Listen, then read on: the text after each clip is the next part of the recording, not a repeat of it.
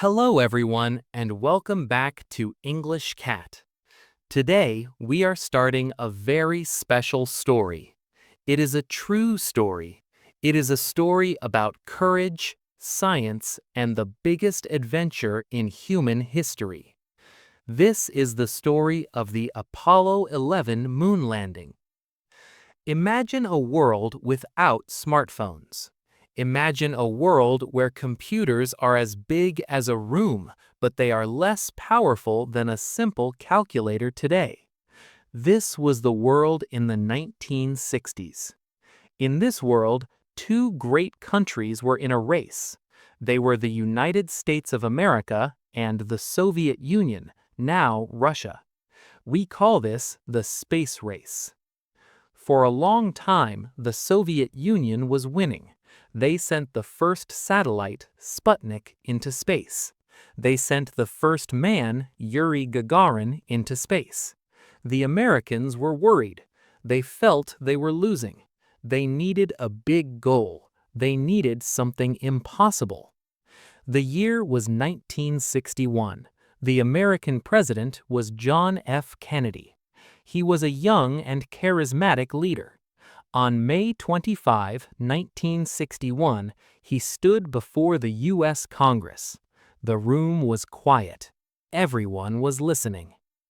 President Kennedy said, "I believe that this nation should commit itself to achieving the goal before this decade is out of landing a man on the moon and returning him safely to the Earth."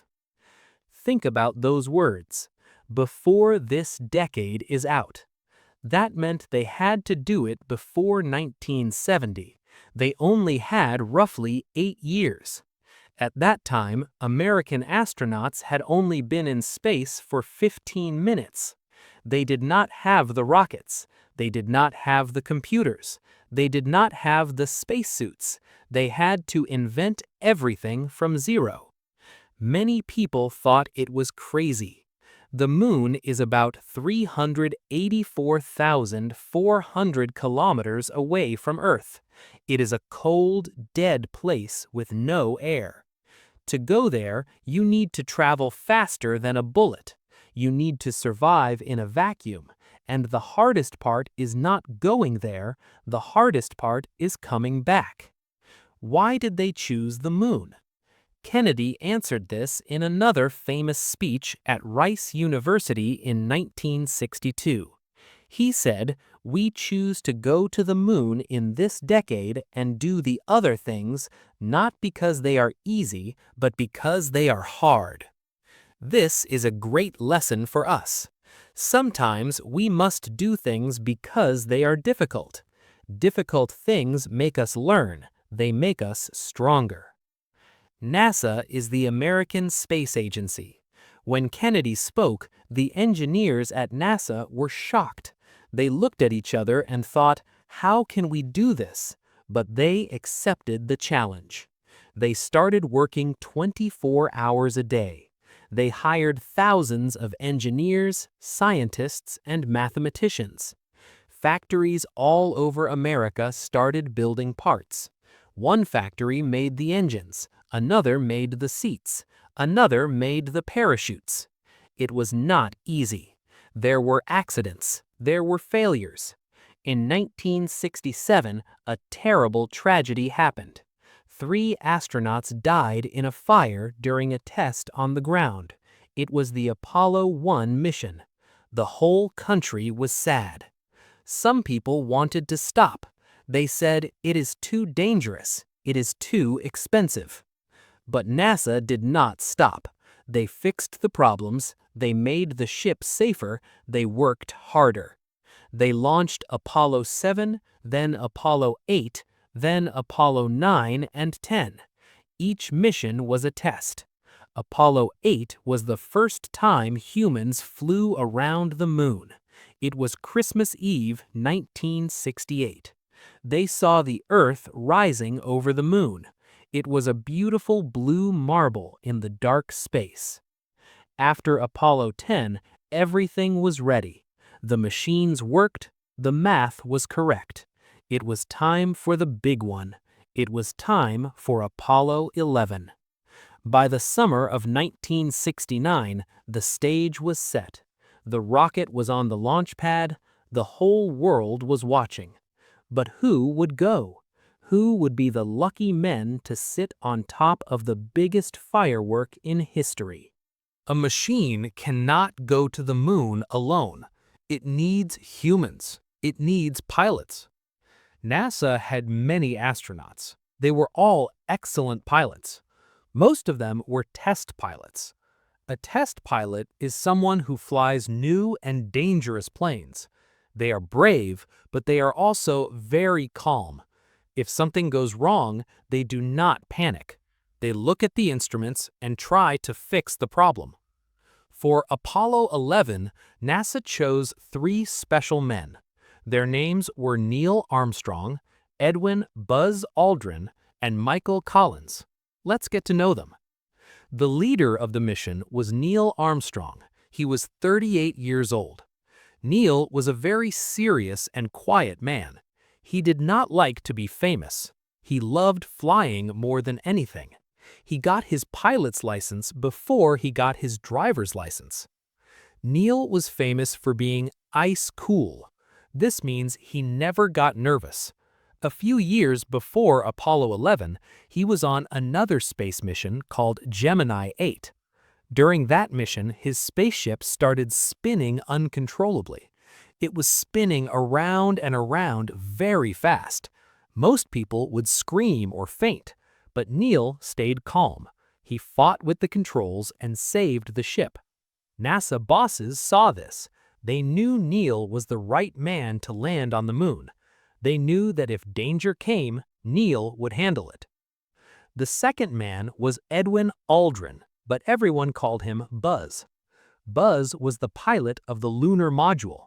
He was the man who would fly down to the moon with Neil. Buzz was very different from Neil. He was very smart and he liked to talk about technical theories. He had a PhD from MIT, a very famous university. His nickname at NASA was Dr. Rendezvous because he was an expert in how 2 spaceships meet in space. Buzz was a strong personality. He wanted to be the first man to step on the moon. In previous missions, the pilot usually went out first, but for Apollo 11, NASA decided that Neil, the commander, should be first. Neil was the senior person, and he was also more humble.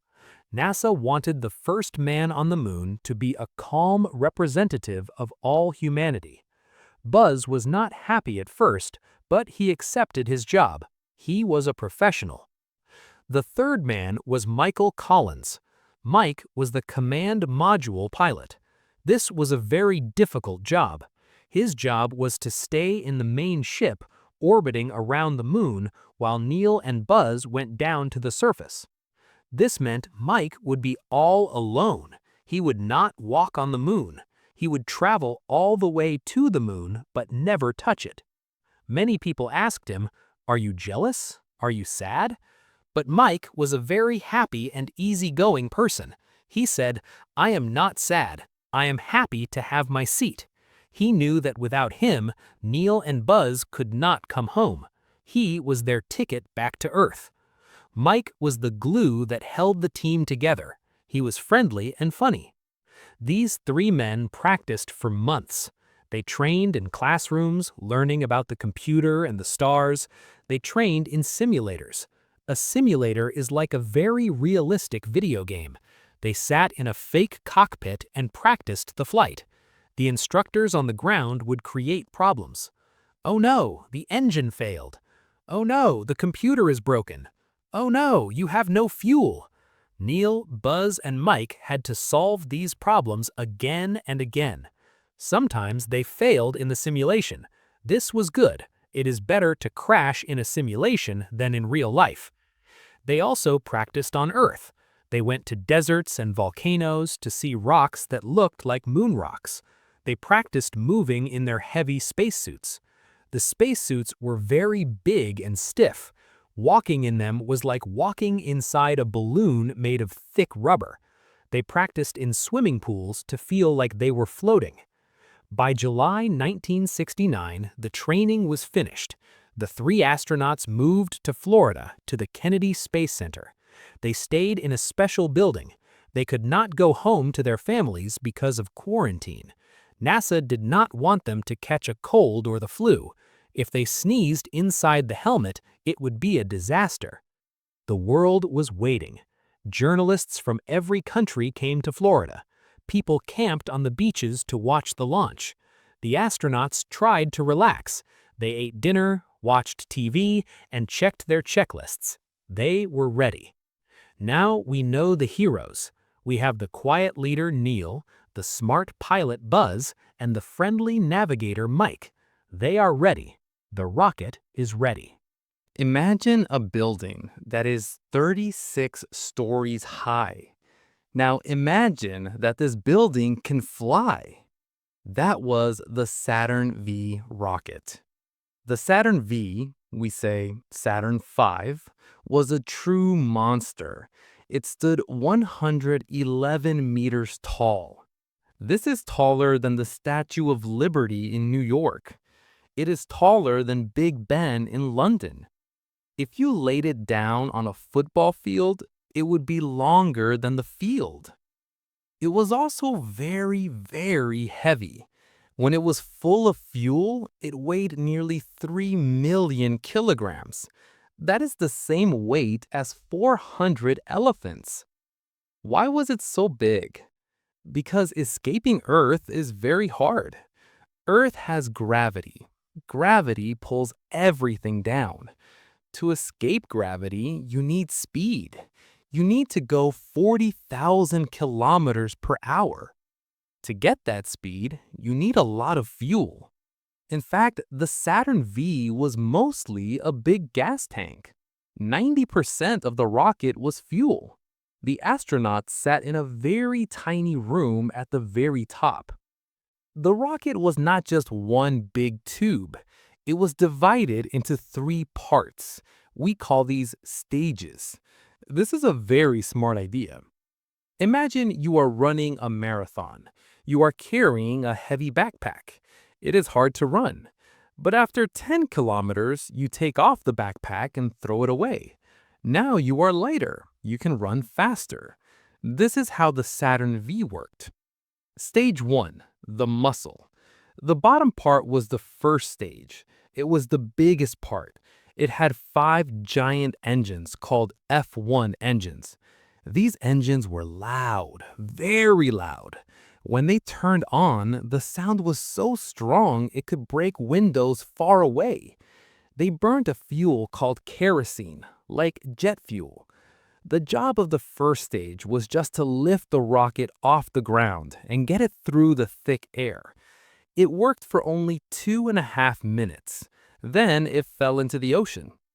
Stage 2, the push.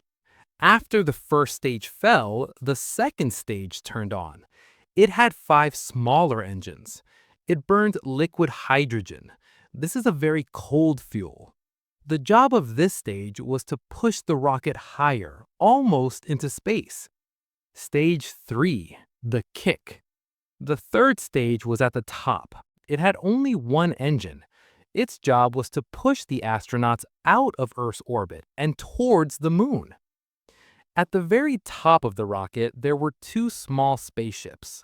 1, the command module, Columbia, and 2, the lunar module, Eagle. The command module was the home for the astronauts. It was shaped like a cone. It had seats, windows, and computers. It was the only part of the rocket that would come back to Earth. Mike Collins would stay here. The lunar module was the taxi to the moon. It was folded up inside the rocket under the command module. It looked strange. It had 4 legs and looked like a gold spider. It was not aerodynamic because there is no air on the moon. It didn't need to be smooth. It only needed to be light. Neil and Buzz would use this to land. Inside the rocket, there was a computer. Today, your smartphone is millions of times more powerful than the Apollo computer. The Apollo computer had very little memory, but it was very tough. It had to survive shaking, heat, and cold. The astronauts had to type codes into it using a keypad. They used verbs and nouns. For example, to check the stars, they typed verb 37. It was a primitive machine, but it was enough. It is the morning of July 16th, 1969. The sun is not up yet. It is 4 a.m. While most of the world is sleeping, three men are waking up to change history. Neil Armstrong, Buzz Aldrin, and Mike Collins woke up in their crew quarters. The doctor checked them one last time. They were healthy. Then they sat down for breakfast. This breakfast became a tradition. Every astronaut after them ate the same thing. They ate steak and eggs. Why steak? Because it is high in protein. It gives you energy for a long time without making you go to the bathroom too much. There are no toilets inside the spacesuit. They also had coffee and orange juice. They ate with Deke Slayton. He was the boss of the astronauts. The mood was quiet. They were not joking much. They were thinking about the mission. After breakfast, they went to the suit room. This is where they put on their famous white spacesuits. Putting on the suit is not like putting on a shirt. It takes a long time. People help them. First, they put on a yellow rubber suit with sensors. These sensors check their heartbeat. Then they put on the Snoopy cap. This was a hat that looked like the ears of the cartoon dog Snoopy. It had microphones and headphones so they could talk to Earth. Finally, they put on the big white pressure suit. It was heavy and bulky. Once they had the helmet on, they could not scratch their noses. Imagine how annoying that would be. They walked out of the building. It was now sunrise. A van was waiting for them. They waved to the few people watching. They got into the van and drove to the launch pad. When they arrived at the launch pad, the rocket looked huge. It was hissing. Ice was falling off the side.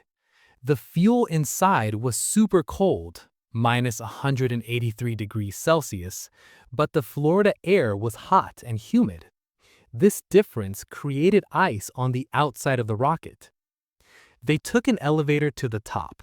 At the top, there was a small room called the White Room. Here, they met the leader of the pad, a man named Gunther Wendt.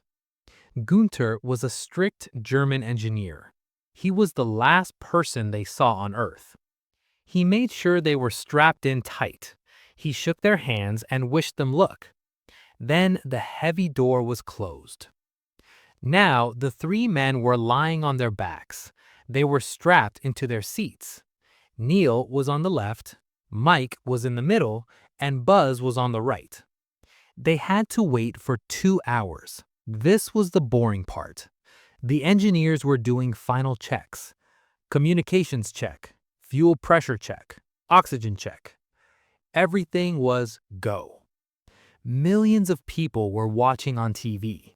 On the beaches near the launch pad, thousands of people held their breath. The voice of the launch controller, Jack King, came over the radio. T-minus 15 seconds. Guidance is internal. 12, 11, 10, 9. Ignition sequence start. 6, 5. Suddenly, fire erupted at the bottom of the rocket. 4, 3, 2. Huge clouds of smoke covered the ground. 1, 0. All engines running. Liftoff. We have a liftoff. At first, the rocket moved very slowly. It was so heavy, but the power was incredible. The noise was like a continuous explosion. Crackle, boom, roar.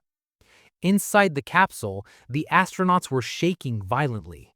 It was hard to see the instruments. The G-force was pushing them down into their seats. It felt like a heavy man was sitting on their chests. It was hard to breathe. As they went higher, the sky changed color. It went from blue to dark blue and then to black. 2 minutes later, boom! The first stage engine stopped. The astronauts were thrown forward against their straps. Then, bang! The first stage fell off. The second stage engines turned on. The ride became smoother. They were flying. They were leaving the atmosphere. They were on their way. The Saturn V rocket pushed our three heroes into the sky. Now the noise stops. The shaking stops. Suddenly, everything is quiet. Neil, Buzz, and Mike were now in orbit around Earth. They checked their systems. Everything was perfect. But they could not stay there. To get to the moon, they had to restart the engine one more time. This maneuver was called translunar injection, or TLI. It is a fancy name for leaving Earth. The astronauts turned on the third stage engine. It burned for about 6 minutes. This gave them enough speed to break free from Earth's gravity. They were now traveling at 40,000 kilometers per hour towards the moon. After this burn, they did something very clever. The lunar module, the landing craft, was hiding inside the rocket behind the main ship. They had to get it. Mike Collins, the pilot, separated the command module, turned it around 180 degrees, and docked or connected with the lunar module. He pulled it out of the rocket.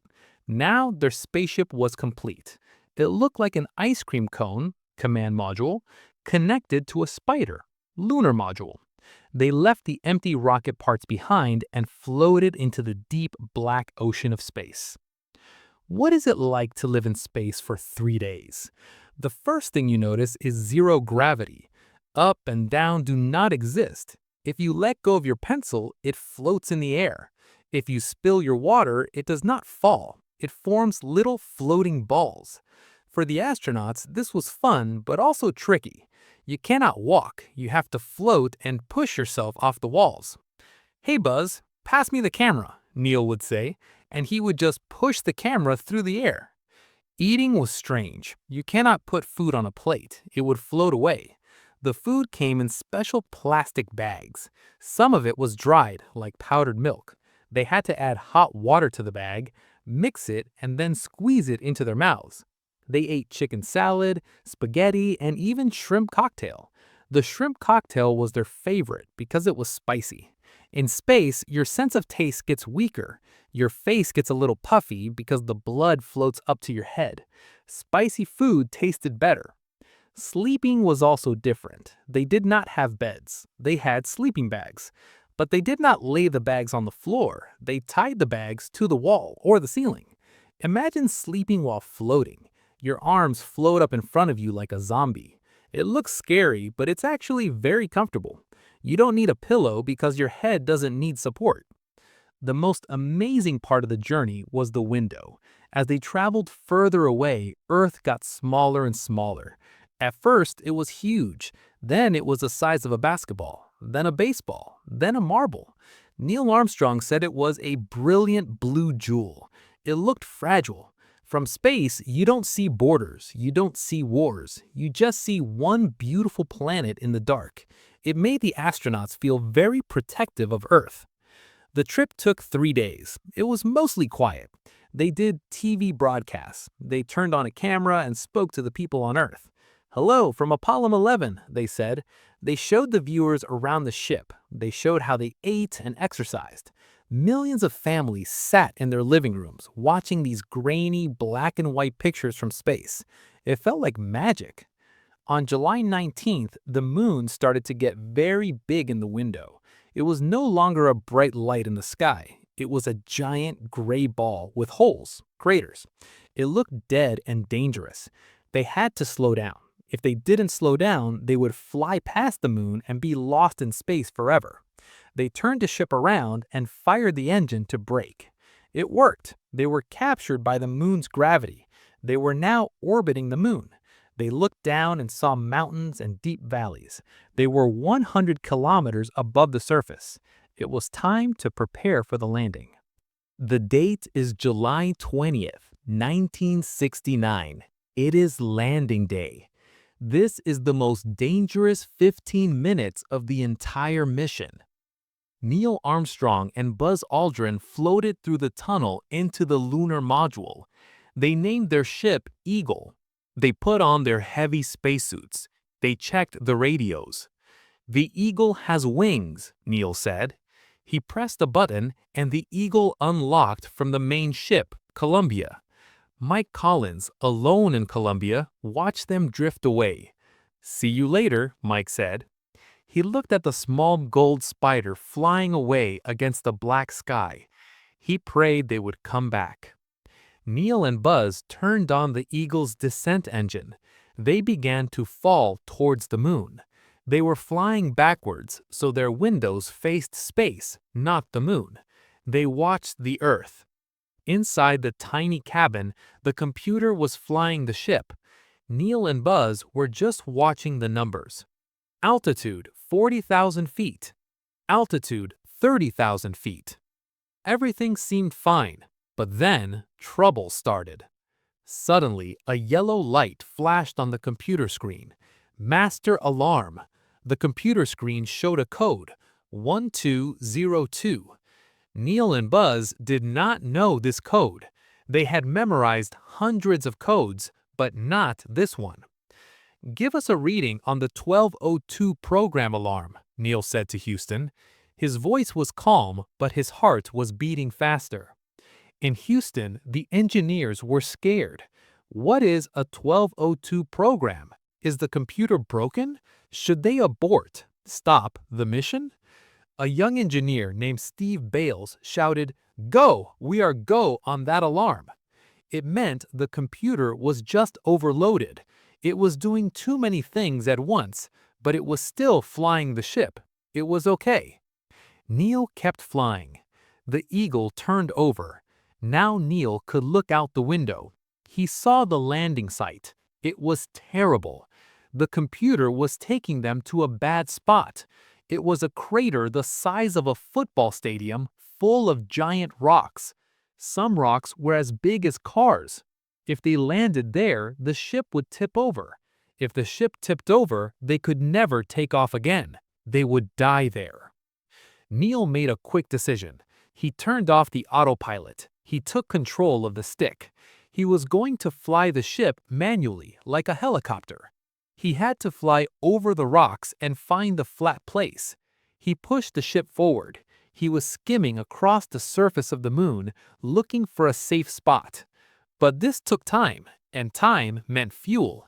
The Eagle had a very small fuel tank for landing. In Houston, the Mission Control Center was silent. The Capcom, the man talking to the astronauts, Charlie Duke, was watching the fuel clock. 60 seconds, Charlie said. This meant Neil had 1 minute to land. If he didn't land in 1 minute, he had to abort. Neil was still flying. He saw a flat patch of dust. He slowed down. Dust began to blow everywhere. It was like a fog. He couldn't see the ground clearly. 30 seconds, Charlie said. The fuel was almost gone. This was it. Neil focused. He lowered the ship gently. Buzz was reading the instruments. Down 2.5, pick up some dust, drifting right. Suddenly, a blue light turned on in the cockpit. "Contact light," Buzz said. 3 probes hanging from the legs had touched the ground. "Engine stop." The ship settled. It didn't tip over. It was steady. The engine was silent. For the first time in history, a spaceship was sitting on another world. Neil took a breath. He picked up the microphone. He spoke to the billions of people listening on Earth. "Houston, Tranquility Base here. The Eagle has landed." In Houston, everyone cheered. People were crying. Charlie Duke wiped his forehead.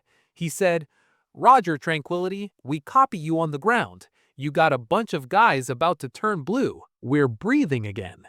You might think they opened the door immediately, but they did not. NASA wanted them to sleep first. Can you imagine? You just landed on the moon and your boss tells you to take a nap. Neil and Buzz tried, but they were too excited. The adrenaline was pumping through their blood. They told Houston, "We are not tired. We want to go out now." Houston agreed. It was time for the main event. It took a long time to get ready. The moon has no air, so if they opened the door without their suits, they would die instantly. They had to put on their helmets, gloves, and backpacks. The backpacks contained oxygen and cooling water. Then they had to depressurize the cabin.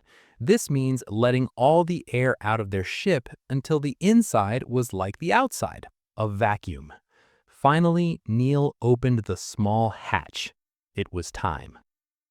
Neil Armstrong went first. He crawled backwards out of the small door. He moved slowly down the 9 steps of the ladder. On the side of the ladder, he pulled a handle. This opened a compartment with a TV camera. On Earth, 600 million people were watching. The picture was black and white. It was ghostly and a bit fuzzy, but you could clearly see a man in a white suit coming down the ladder. Neil reached the bottom. He stood on the landing pad of the ship. He was 1 step away from history. He tested the ground with his boot. It seemed solid.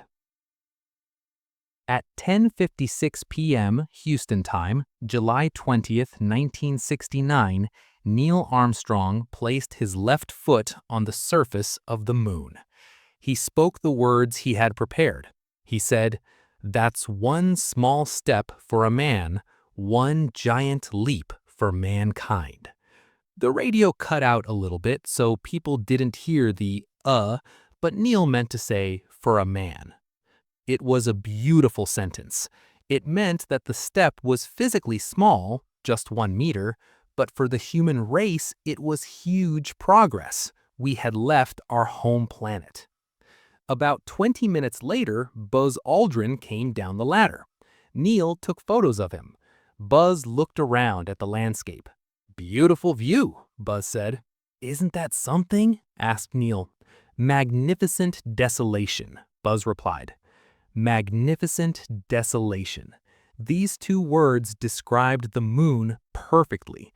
It was magnificent, grand and impressive, but it was desolate, empty and dead. The sky was black, even though the sun was shining bright. There were no trees, no rivers, no wind, just gray dust and black rocks forever. Moving on the moon was fun. The gravity is only 1/6 of Earth's gravity. If you weigh 80 kilograms on Earth, you only weigh 13 kilograms on the moon. Neil and Buzz felt light. They didn't walk, they hopped. They bounced like kangaroos. They called it kangaroo hopping. They had to be careful, though. If they fell on a sharp rock, they could tear their suits. But they soon learned how to move easily. They had work to do. They had a checklist. First, they planted the American flag. This was harder than it looked. The ground was hard rock under the dust. They pushed and twisted the pole, but it only went in a few inches. They were worried it would fall over on live TV, but they managed to make it stay. The flag had a wire inside it to make it look like it was waving, because there is no wind on the moon to blow a flag. Then they got a phone call. It was the longest distance phone call ever. It was President Nixon calling from the White House. "Hello, Neil and Buzz. I am speaking to you by telephone from the Oval Room at the White House. This certainly has to be the most historic telephone call ever made." Neil replied politely. They stood still and saluted the camera. After the ceremonies, they became scientists. They collected rocks and dust. They put them in special boxes. These rocks were billions of years old. They would tell scientists how the solar system was made. They also set up experiments. Solar wind collector, a sheet of foil to catch particles from the sun. Seismometer, a machine to measure moonquakes. Laser reflector, a mirror. Scientists on Earth could shoot a laser at this mirror to measure the exact distance to the moon. This mirror is still there and still working today. They were outside for about 2.5 hours. It went by very fast. Houston told them it was time to get back in. Their oxygen was getting low. They climbed back up the ladder. They were covered in gray dust. It was on their boots and their legs. They crawled back into the Eagle and closed the door. They pressurized the cabin and took off their helmets. When they took off their helmets, they smelled something strange. The moon dust had a smell. Neil said it smelled like wet ashes in a fireplace or gunpowder. They were tired, dirty, and happy. They had done it. But the mission was only half over. They still had to leave. While Neil and Buzz were hopping on the moon and becoming the most famous men in the world, the third man, Michael Collins, was doing a very different job. He was the pilot of the command module, Columbia. His job was to wait. He had to keep the main ship running perfectly so his friends could come home. He circled the moon once every 2 hours. People often call Michael Collins the loneliest man in history. Why? Because when he flew behind the moon, he was cut off from everyone. The moon blocks radio waves, so for 48 minutes of every orbit, Michael had no radio. He couldn't talk to Neil and Buzz. He couldn't talk to Houston. He couldn't talk to his wife. Imagine that feeling. On one side of the moon, there were 3 billion people living on Earth. On the moon's surface, there were 2 people. And on the dark side of the moon, there was only one man, Michael Collins. He was truly the most solitary human being in the universe. Did he feel lonely? Surprisingly, Michael said no. He wrote about it later. He said he felt awareness, anticipation, satisfaction, confidence, almost exultation. He liked the peace and quiet. The command module was his little home. It was warm and comfortable. He made coffee, he checked his maps, he felt like a guardian. He knew he was important. He was the base camp for the expedition. He looked out the window at the craters passing below. He looked for the Eagle, but the moon was too big and the Eagle was too small. He couldn't see them. He just had to trust they were okay. However, Michael had a secret fear. It was a fear that kept him awake. He knew the Eagle engine was not perfect. It had never been tested on the moon before. If the engine failed, Neil and Buzz would be stuck on the moon forever. They would run out of oxygen and die. If that happened, Michael could not go down to save them. He had to come home alone. He thought about this constantly. How could he fly back to Earth alone? How could he face Neil's wife, Janet? How could he face the world as the only survivor? He wrote, "My secret terror for the last 6 months has been leaving them on the moon and returning to Earth alone." Michael was not the only one worried. In Washington, President Nixon was also worried. He had a speechwriter prepare a special speech just in case disaster struck. It was titled, "In Event of Moon Disaster." It started with these sad words: "Fate has ordained that the men who went to the moon to explore in peace will stay on the moon to rest in peace." Thankfully, this speech was never read. It remained a secret piece of paper for many years. Back in orbit, Michael was busy. He had a long checklist. He had to locate the Eagle with his sextant, a navigational tool. He had to make sure Columbia was in the exact right spot to catch them. It is like 2 bullets shooting at each other. They have to meet perfectly in the sky. If Michael was too fast or too slow, he would miss them. He cleaned the ship. He wanted everything to be ready for his friends. He even saved them some stew for dinner. He checked the docking ring, the mechanism that would lock the 2 ships together. Finally, after nearly a day of solo flying, Michael came around the side of the moon and regains radio contact. He heard Houston talking to the Eagle. "Eagle, You are clear for liftoff." Michael held his breath. This was the moment. Down on the surface, Neil and Buzz fired the ascent engine. Boom! The top part of the Eagle shot up into the black sky, leaving the legs and the flag behind on the dust. Michael watched his radar. He saw a blinking light getting closer. It was them. "I have you on radar," Michael said. He was so happy. His friends were coming back. Neil Armstrong and Buzz Aldrin have walked on the moon. They have planted the flag. But as every mountain climber knows, reaching the top is only half the journey. Getting down, or in this case, getting home, is just as dangerous. Neil and Buzz were back inside the Eagle. They were tired. They had not slept well. The floor was hard and the cabin was cold. Now it was time to leave. They had to use the ascent engine. This engine was very simple. It had to work perfectly the first time. If it didn't light up, they would be trapped. Neil looked at the countdown. 9, 8, 7. Ignition. He pushed the button. Wham! It felt like someone kicked the bottom of the ship. The engine fired instantly. The top half of the Eagle shot up into the black sky. The bottom half, the legs and the ladder, stayed on the moon.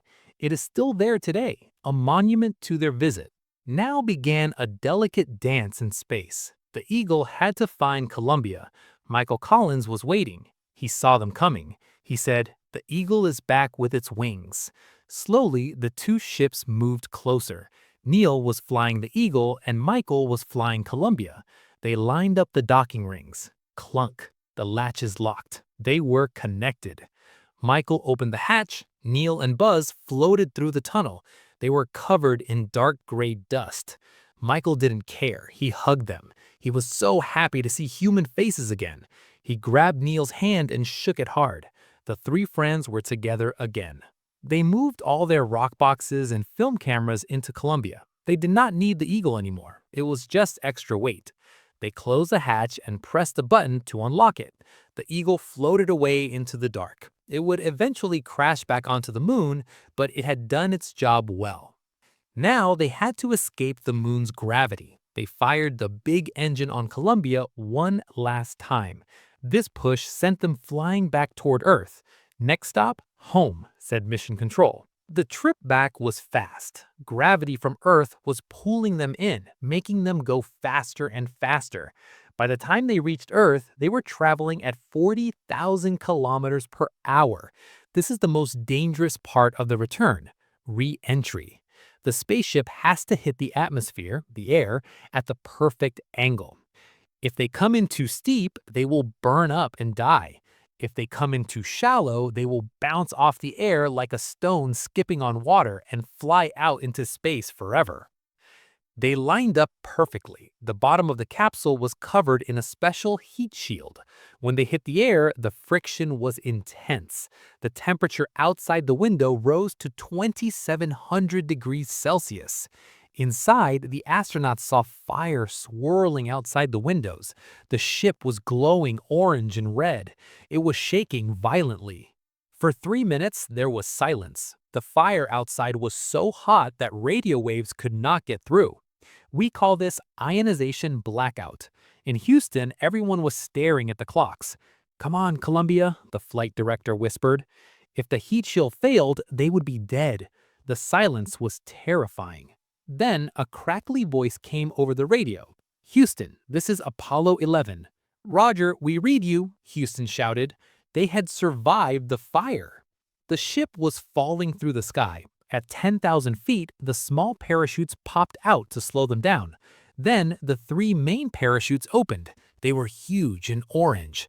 The ship floated down gently. Splash! They hit the Pacific Ocean near Hawaii. It was July 24th, 1969. The mission took 8 days, 3 hours, and 18 minutes. The ship tipped over in the water, so the astronauts were hanging upside down for a few minutes. But big balloons on the top of the ship inflated and flipped them upright. They were bobbing in the ocean. The air was hot. They felt heavy again because of gravity, but they were safe. Rescue helicopters were already on the way. Swimmers jumped into the water to help them. You might think the story is over, but it wasn't. NASA was worried about something strange: moon germs. What if the astronauts brought back a deadly virus from space? They couldn't just walk out and hug their wives. Neil, Buzz, and Mike were bobbing in the Pacific Ocean. The helicopter lowered a basket. One by one, they were lifted up. But they were wearing strange suits. These were biological isolation garments, BIGs. They looked like gray rubber raincoats with gas masks. Why? Because scientists were scared. They didn't know if life existed on the moon. Maybe there were tiny bacteria or viruses in the dust. If the astronauts brought a moon plague to Earth, it could kill everyone. So instead of a hug, the astronauts were put straight into a box. They were taken to an aircraft carrier ship called the USS Hornet. On the deck of the ship, there was a shiny silver trailer. It was called the Mobile Quarantine Facility, MQF. It was like a luxury caravan, but it was airtight. The astronauts walked from the helicopter straight into the trailer. The door was locked behind them. Through the glass window, they saw the sailors cheering. They saw the cameras, and they saw the president. President Richard Nixon was on the ship. He walked up to the window and spoke to them through a microphone. Neil, Buzz, Mike, I want you to know that as a result of what you've done, the world has never been closer together. The astronauts smiled through the glass. They looked healthy, but they were trapped in that box. They stayed in quarantine for 3 weeks, first in the trailer, then in a special building in Houston. It was boring. They played cards, they watched TV, they exercised. Doctors checked them every day. Do you feel sick? Do you have a fever? They even put white mice in the cage with the moon rocks to see if the mice died. The mice stayed healthy. After 21 days, the doctors decided there were no moon germs. You are free, they said. When they walked out, the world went crazy. They had a ticker tape parade in New York City. This is a very American celebration. Millions of people stood on the streets. Office workers threw shredded paper, confetti, out of the windows. It looked like a snowstorm of paper. Neil, Buzz, and Mike sat in an open car, waving. People were screaming, crying, and cheering. Then they went on a world tour. They visited 24 countries in 45 days. They went to Mexico, England, Japan, Congo, Iran, India, and many more. Everywhere they went, the reaction was the same. People did not say, "Well done, America." They said, "We did it." People felt that the moon landing was a victory for all humans, not just one country. It proved that humans could leave their home. Neil Armstrong, Buzz Aldrin, and Michael Collins never went back to space. They retired from NASA. Neil became a professor at a university. He lived a quiet life on a farm. He didn't like being a celebrity. He just wanted to be an engineer. Buzz struggled a bit with depression, but became a huge advocate for going to Mars. He is still telling us today, "Get your ass to Mars." Michael Collins became the director of the Air and Space Museum. He wrote beautiful books about his experience. Why was Apollo 11 so important? It was not just about the rocks they brought back, although those rocks taught us how the moon was made. It was about the spirit of exploration. In 1961, it was impossible. In 1969, it was done. It showed us that if we have a clear goal and if we work together, we can solve any problem. The computers they used were weaker than a calculator. The rockets were dangerous. The risks were high, but they did it anyway. As we look at the moon tonight, it is no longer just a light in the sky. It is a place where humans have walked, a place where footprints are still there, perfectly preserved in the dust, waiting for us to return. Here is the list of difficult vocabulary from the story, divided by part. The definitions are written in simple English to help your viewers understand easily. Charismatic. Having a strong personality that makes other people like you and listen to you. Commit. To promise to do something serious. Decade. A period of 10 years. Vacuum. A space that is completely empty of all matter, including air. Tragedy. A very sad event, usually involving death. Marble. A small hard ball made of glass or stone, used here to describe how Earth looks from space. Commander. The leader or boss of a military mission. Intellectual. Someone who enjoys thinking, studying, and complex ideas. Rendezvous. A meeting at an agreed time and place, used here for two spaceships meeting. Humble. Not proud, not thinking you are better than others. Simulator. A machine that copies a real situation, like flying, for training. Quarantine. Keeping people or animals separate to prevent the spread of disease. Gravity. The force that pulls things towards the ground. Kerosene. A type of oil used for fuel for lamps and jet engines. Aerodynamic. Shaped in a way that moves through the air smoothly and quickly. Primitive. Very basic or simple, not advanced. Sensors. Small machines that detect changes, like heartbeat or temperature. Bulky. Large and difficult to carry or wear. Humid. When there is a lot of water vapor in the air. Sticky weather. Ignition. The moment when a fire or engine starts burning. Guidance. The system that tells a rocket where to go. Maneuver. A movement that requires skill and care. Injection. Forcing liquid or fuel into a place, used here for pushing the ship into space. Docked. When two ships join together in space. Fragile. Easily broken or damaged. Grainy. Not clear, looking like it is made of small dots, used for old photos or video. Descent. The action of moving down. Abort. To stop a mission or action before it is finished because of a problem. Overloaded. Having too much work to do at one time. Skimming. Moving quickly just above a surface, almost touching it. Probes.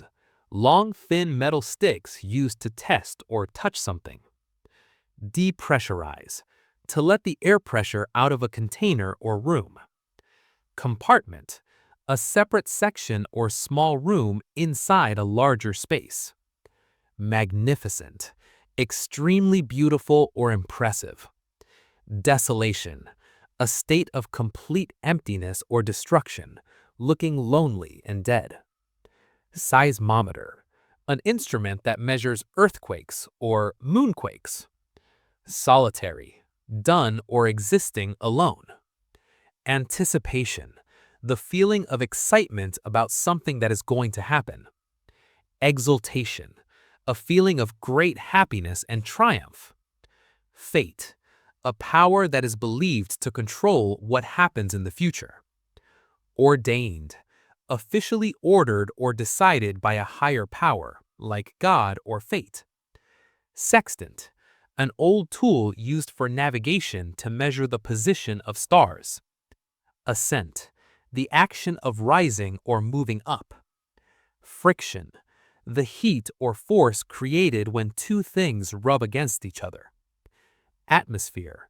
The layer of gas, air, surrounding a planet. Ionization. A scientific process where high heat creates an electrical charge around the ship. This blocks radio signals. Isolation, the state of being alone or separated from others. Garment, a piece of clothing.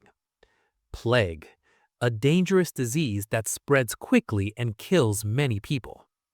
Confetti, small pieces of colored paper thrown during a celebration. Advocate, a person who publicly supports a cause or idea. Thank you so much for joining me on this long journey. We started with a dream in the 1960s. We built a giant rocket.